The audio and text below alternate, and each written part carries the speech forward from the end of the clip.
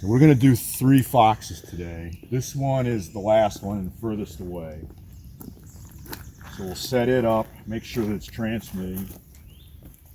And because this is a scavenger hunt, you have to find the first fox, and on the tag it'll say what the frequency of the next fox is to look for. So we'll tell the people the frequency of the first fox. They go find it. On the tag it'll say, here's the second fox, here's the frequency. Go find that. That'll be in the middle park. And then on that fox there'll be another tag. It gives you the frequency of this fox. So you got to find them in order. A lot of times they do like it's a shotgun start where you tell them all 3 frequencies of all the foxes.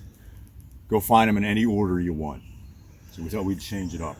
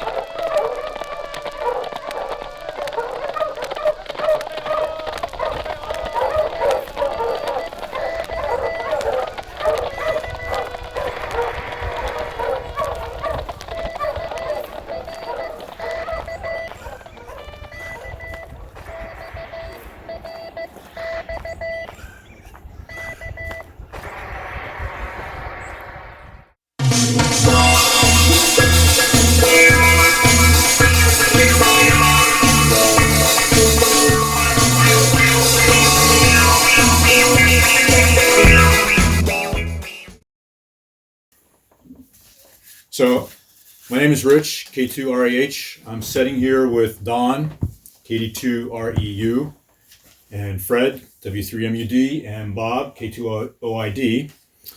And I wanted to talk about fox hunting.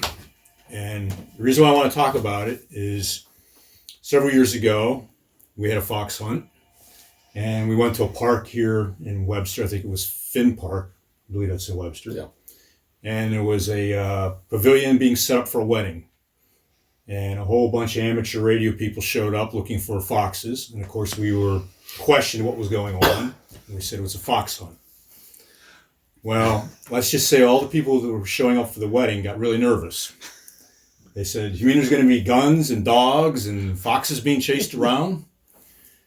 So we had to explain to them what an amateur radio fox hunt is. Fox is a hidden transmitter hunt where a battery-operated transmitter is hidden someplace, usually in a public park, and the object is to try and find it. And the team that finds it first wins.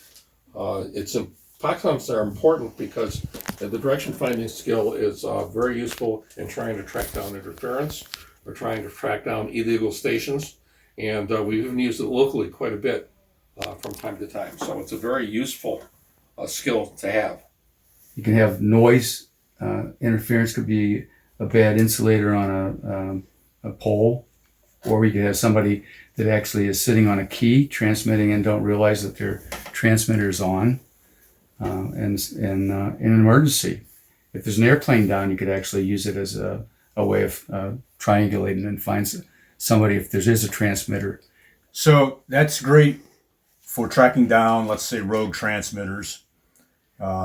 It's my understanding, this is a little bit before I was a ham, that there was a incident, I think it was in the 70s, with a thing called Russian woodpecker, which was an over-the-horizon radar system in Ukraine, which was blasting out RF essentially, and it was the amateur radio community, at least this is the story I was told, that actually located where that was.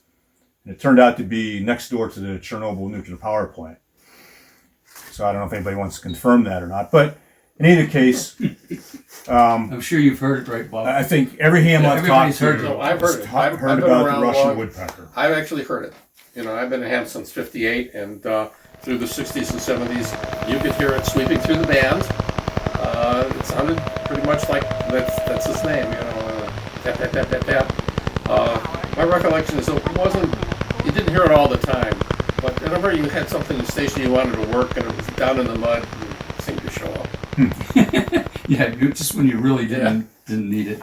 So as long as they adhere to the FCC rules, band plan, power limits, etc., for amateur radio, they're perfectly legal.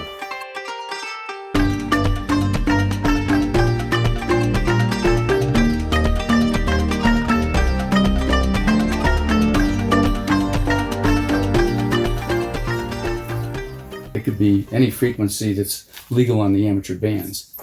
The original, I've been a ham long enough that the original Fox hunts back in the '60s, most people did not have VHF gear then, and it was on 15 meters and 10 meters. It's more than just what we do. We do stuff that's line of sight, 2 meter stuff, and that's usually pretty close. Yeah. I don't know, our new Foxes here that we use are probably what, a mile, 2 miles maybe? The low power ones would be a couple miles. The 7-watt ones are 5 miles ish. So, you kind of look for an area where, people can march around, circle around trees 6 times and stuff, and, not be marching through the swamp and maybe not destroying sensitive vegetation. If that tree was like off the trail a little bit further, I'd consider that tree just because it's a big landmark. It's obviously old growth timber. But I'm thinking, it looks like there's something back in there. Tree roots have fallen over or something. Maybe a good spot to put this because it's out of sight from the public. So there won't be any, people discovering it and say, what is this? Let's call the police, stuff like that. Yeah, good idea. By the way, we had these, I don't know if you got a picture of that or not. We have them tagged with what they are. So if anybody does find it, at least they can read the label and say, okay, it's ham radio, guys. Yeah, great. And the tags are always attached to it. Yep. So you're going to take the highest number. I have a set of instructions we're going to hand out. You take the highest tag, and it's high score wins. So. Okay. The way scoring works, there are different options with your scoring, but it all revolves around tags on the Fox.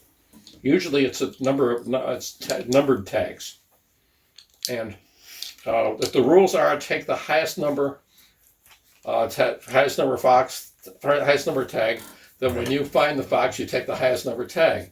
Sometimes it's like golf, lower score. Sometimes It used to be the lower score. It used to be 1 was the best you could get. And sometimes the people that are hunting don't pay attention, and they take the lowest one when they should be taking the highest one.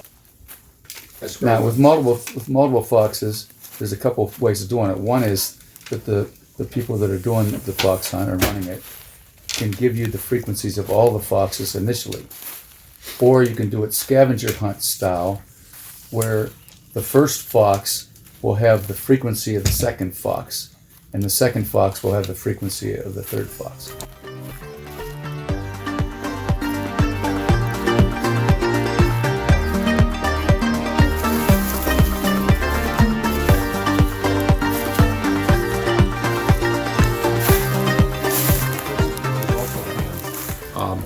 Built these Foxes solid state, microprocessor controlled, and they're really kind of cute. They're small in a weatherproof Pelican case and a lithium-ion battery.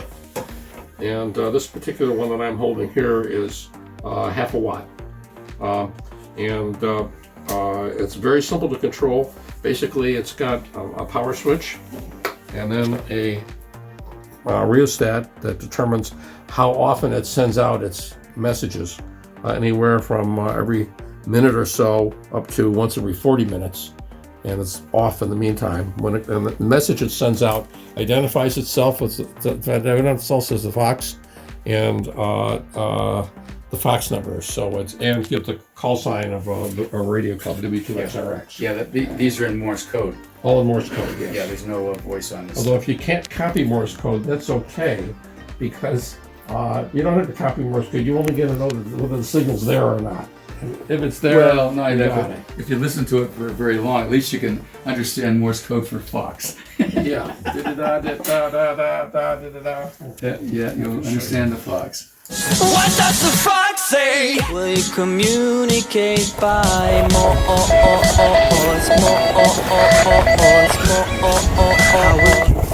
What does the fox say?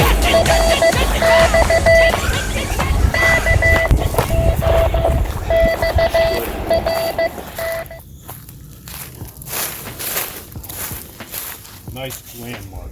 Yeah. Should be able to remember where this one is. Yep, that's the other key. You gotta put it someplace you don't forget.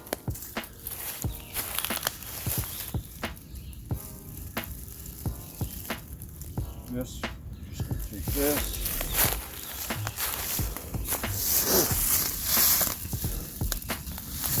And the old Ned trick here. Well, just This was handmade, homemade, and it was done by Ned, I think. What you have is, you have a piece of coax, and you strip off about 18 inches or so Of the shield. of the shield to make a wire. That's the radiating element that sticks up, that you hang from a tree. And then below the element, you've got the shield, okay? And what they do is, right at the center point of the dipole, they connect the shield to let's see, do we have to connect the shield? No, the shield is already connected there, but they put a choke, that's what this device is down here, on the shield, another 18 inches below below the center point, so that when you hang it, this thing acts like a vertical dipole. This is the hot end. The top part is the hot end, and from the place where the shield ends down to the choke is the counterpoise, is the ground, and then the rest of it just goes back to the transceiver. But well, and it puts out a vertically polarized signal. Most VHF is vertically polarized, and there's a little tie wrap on it. To tie Yeah, the hang it fingers up on to it. a tree. You know, as Ned said, what he does is he finds a sapling and he pulls the sapling down, attaches to the sapling, and lets it go. And I thought he Up in the air. Here I thought.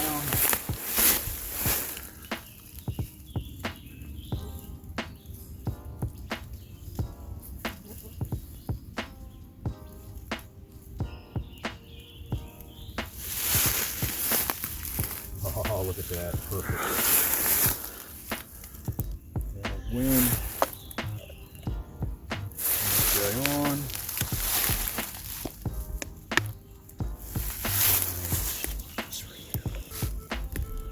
Perfect. Over there, so they'll have no problem picking it up. In fact, I'm picking it up even with my squelch turned up. Oh, look at the signal strength. That's 10. Yeah. So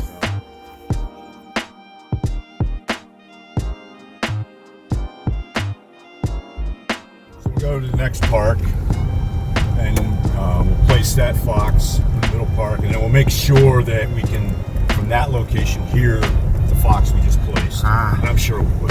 Yeah.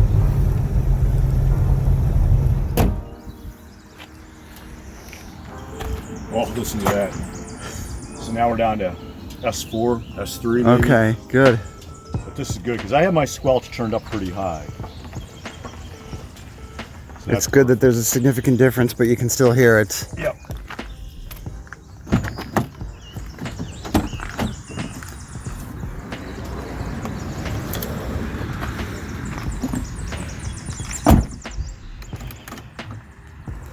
This one, let's see. See, I put on this tag. The next one is, that's the frequency of the Fox we just placed. Uh-huh.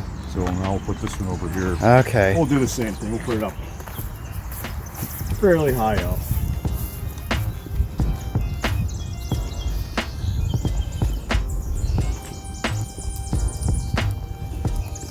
We're trying to make the first one kind of easy. You don't want to discourage people. They've never done it before. And I've only ever gone with literally this radio. That's it. Yep. Some people show up, you know, with directional antennas, attenuators, things like that.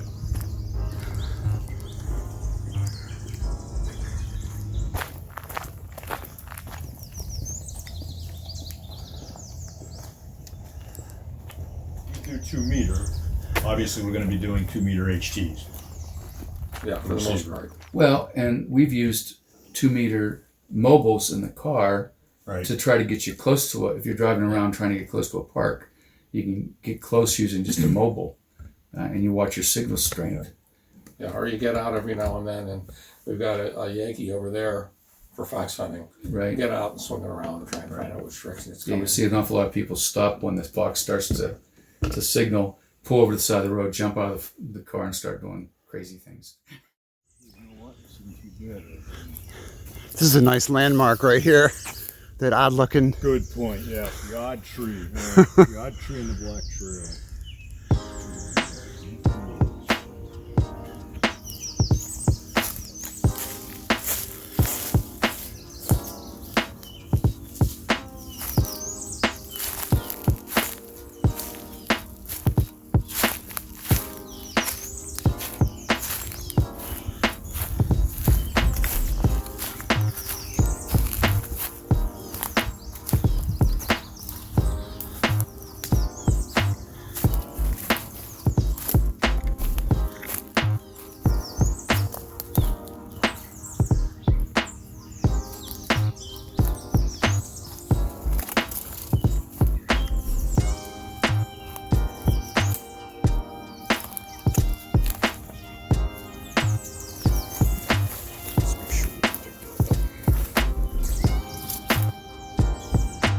Good call on that tree.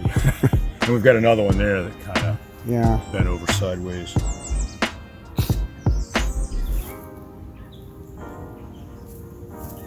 I'm sure it's going to go off. Let's get out of the bugs.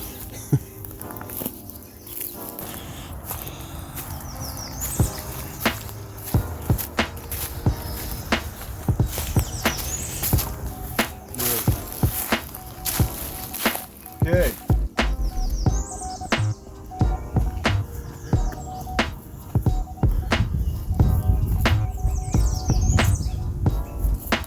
You know, it seems like this will be a good mix of being in the car and being out on the trail. Yeah. Yeah, because if you spread them all out over the county, you can't hear them because of high spots and low spots. The first thing everybody does is you go to the highest hill you can find, and then you get out of your car. You do some Triangulate. triangulation, direction finding, and you go drive over there.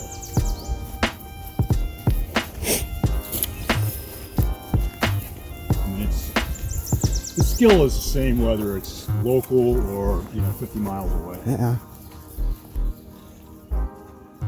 There are different techniques needed. There's techniques when it's further away. There's techniques when you come in a little bit tighter as well.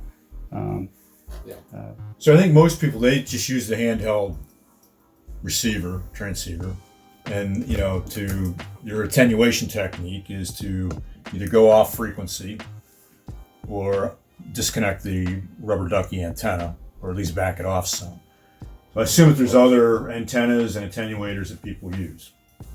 Okay, so one of the things you can do is you can do something around the antenna itself. You can do body fade, which is hold the radio and you just turn slowly. And Take the antenna off first. Yeah, well, it depends on how close you are. that's where you are.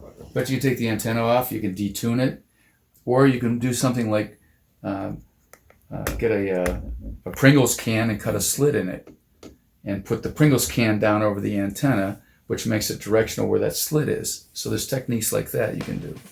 It sounds so simple, It's just Well, a lot of these things are attenuated. We're going to walk right up to it.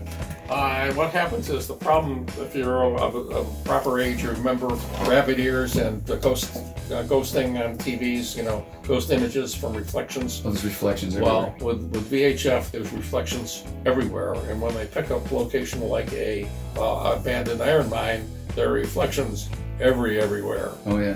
And so you can fool you. So you think you know what's going on, and you can really fool yourself quite a bit.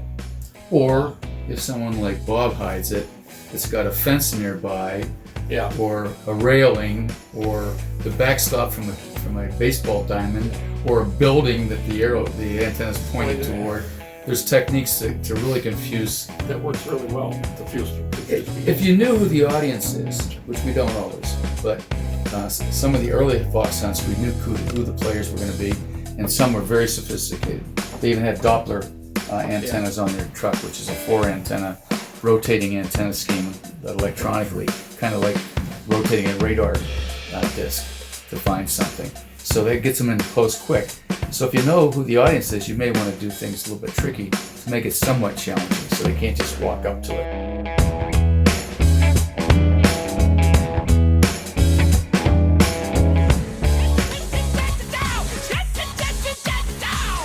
What the fuck say?